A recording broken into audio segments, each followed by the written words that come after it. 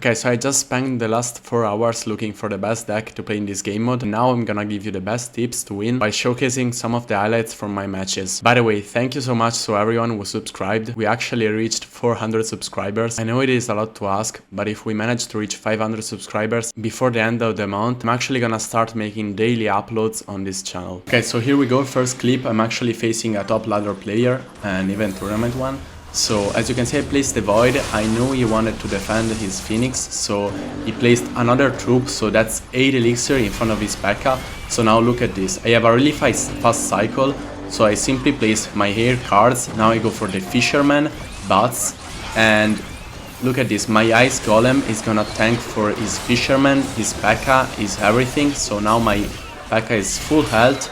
I place the Rage plus the Goblin spell.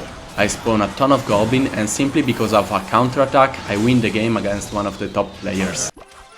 Okay, second game. Here I just wanna showcase the importance of having a spell like Void in your deck, because I feel like some matches could just be loose against like an Elixir Pump or a Firecracker or some strange decks.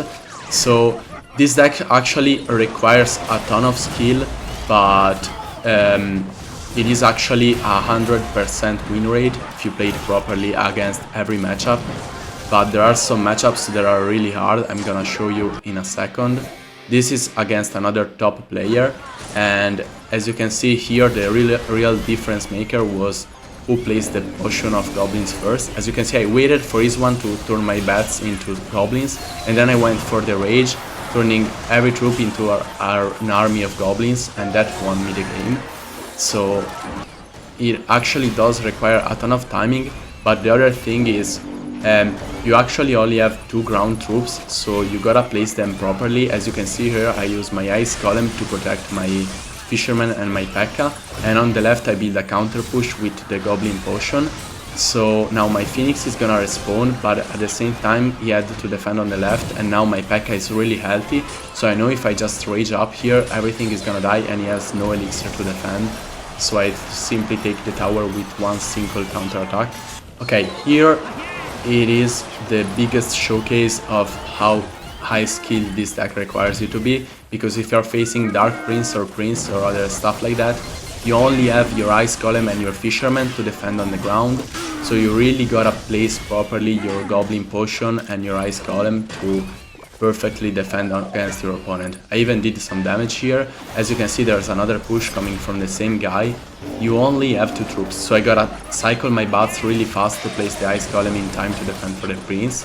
And as you can see, this is gonna turn into another counter push that's gonna win me the game later. But what I wanna say is, if you want to, you can try my opponent's deck. I'm gonna leave it in the description for you. And that deck does not win against every other deck, but against the meta one, it really works. It is really easy to use.